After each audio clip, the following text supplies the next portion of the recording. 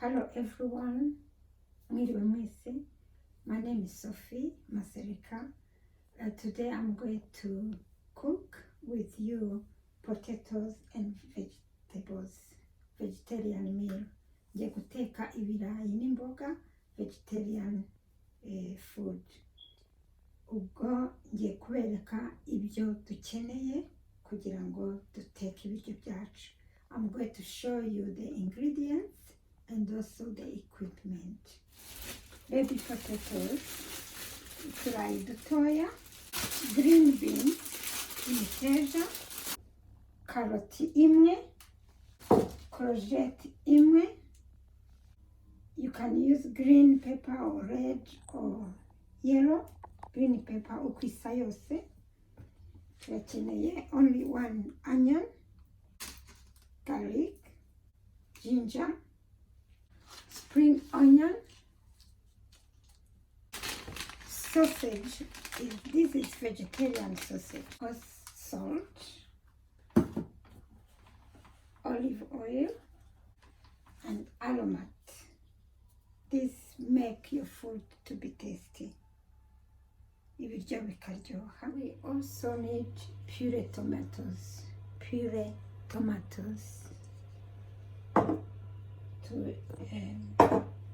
We need also 2 fresh tomatoes. Inyanya. We'll use turmeric. Turmeric is a good spice for our health. Turmeric it's like ginger but small one. This is ginger, but it looks like ginger but smaller. Today we are going to use powder. And cayenne. Cayenne is a spice about like chili. It's not that hot. Children can have it.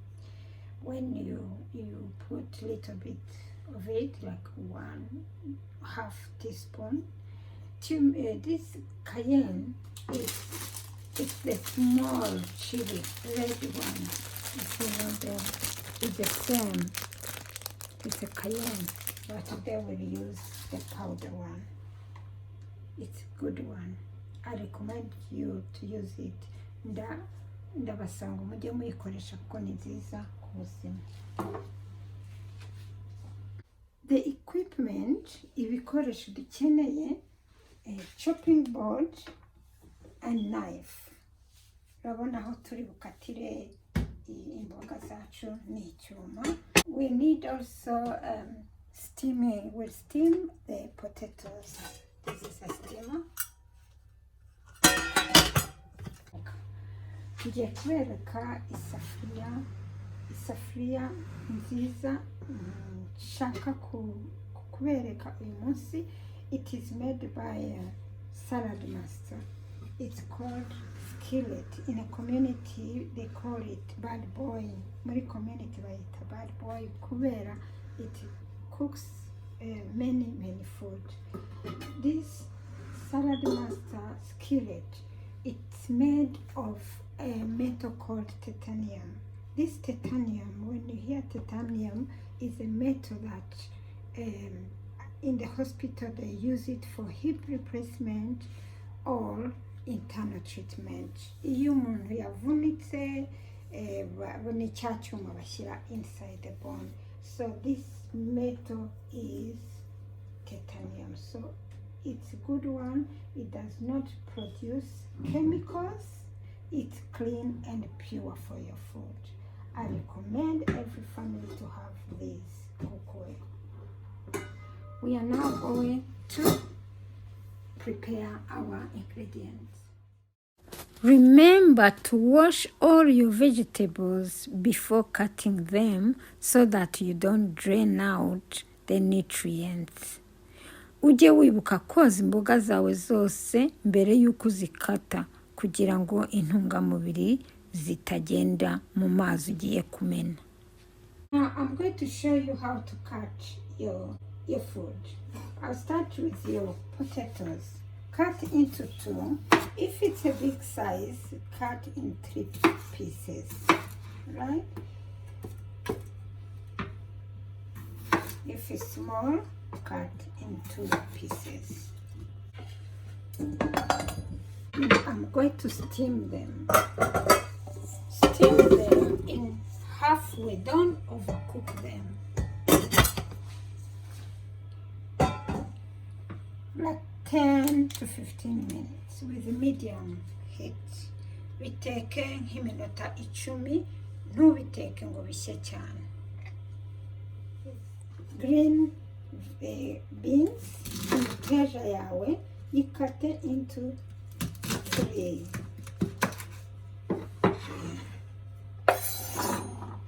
Your spring onion cut into small pieces. Yikate dutoya.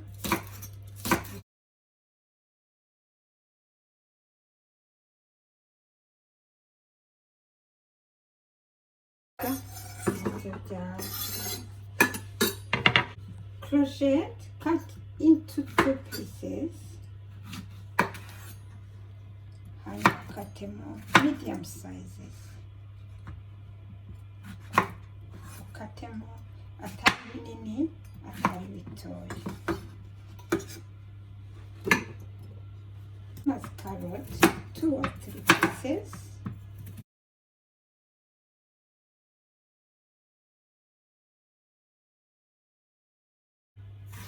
Carrot muzi ko ari nziza ku maso. They are good for vitamin A for our eyes. I put together your green pepper cut in length size. Ikate uzihagaritse.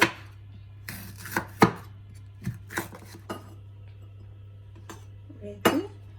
Your onion, same. Ibitunguru bikate nkuko wakase your green pepper. Cut them in length size.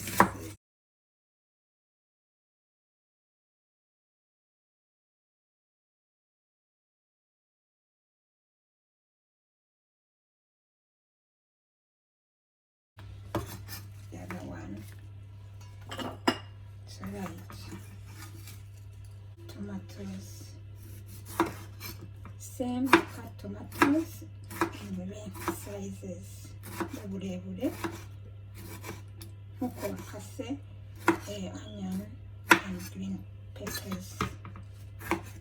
Like the way you cut green peppers and onion, cut your tomatoes as you did green peppers and onions.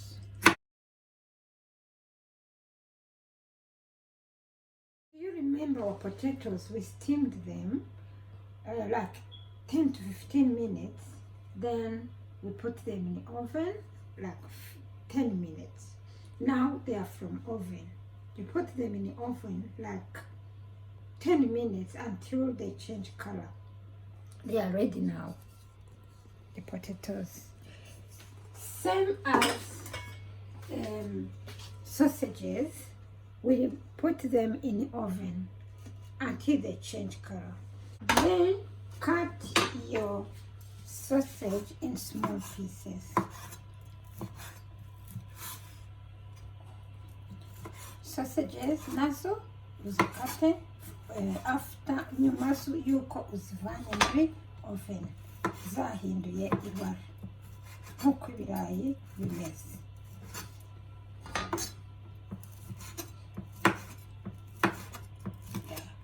These sausages are vegetarian, for those who are vegetarians. If you are not, you can use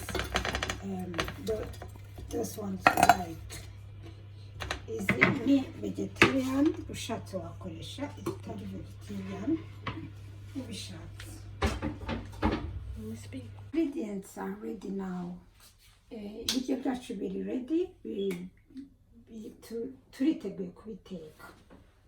This is our preparation. Ni ibiryo twateguye tugiye guteka. Okay, ready to cook now. Ready, turn it on.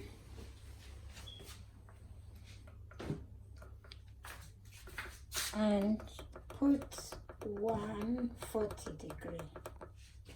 140 degree to heat the skillet. Shyiramo degree 140 kugira ngo ushyushye isafuriya yawe. Once you are on this stage, you are almost done. Preparation takes longer than cooking.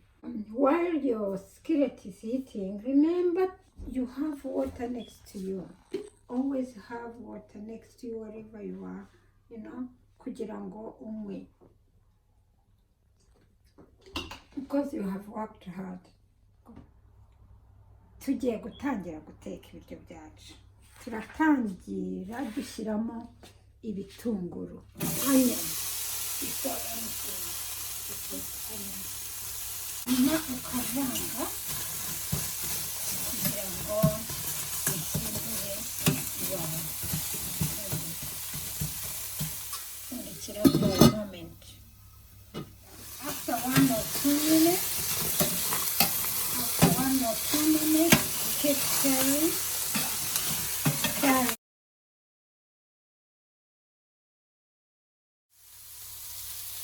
Add all your vegetables.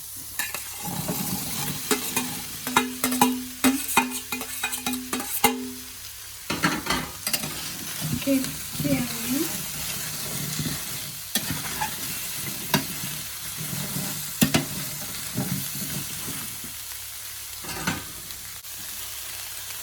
Your green pepper, your fresh tomato, add your ginger, garlic, your olive oil, 2 spoons, your salt, 1.5 teaspoons, your cayenne and turmeric, and the rest at the end. The tomato puree and aromatics at the end. Let's stir it. I can smell nice aromatics.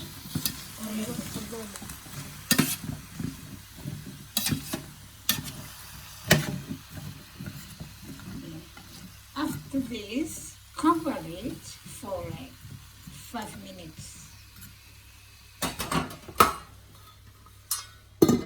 Now, yummy, starting to cook. After 5 minutes, you stir again.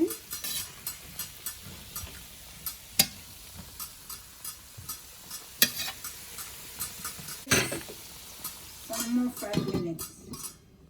Now we check our vegetables. I can see they are ready. Ndabona they're ready. Remember, we should not overcook our vegetables so that we keep our nutrients. So I'm going to add our puree tomatoes and our almonds. After that, let's add our sausage and our potatoes.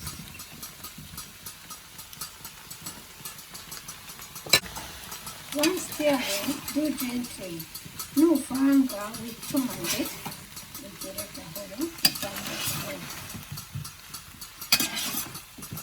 Uvanga kahoro gently.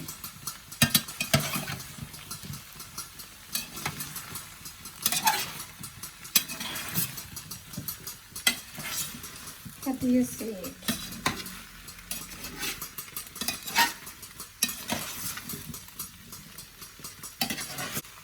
Our food is ready. Little bit too. It's less than 15 minutes, approximately 15 minutes. I'm not touching any time.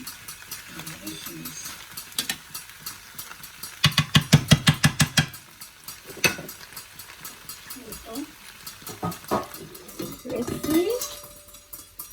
Nearly our food is ready now.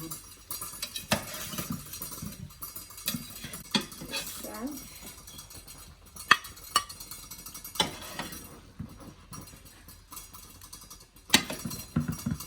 this meal is good for supper, light. Ni ibiryo byiza byo kurya nimugoroba kuko biba bitaremereye mu nda. Ibiryo byacu biri ku isahani. It's ready to be eaten. N'amazi meza ari fresh. Reka twumve ko bimeze. Let me taste. See how they are.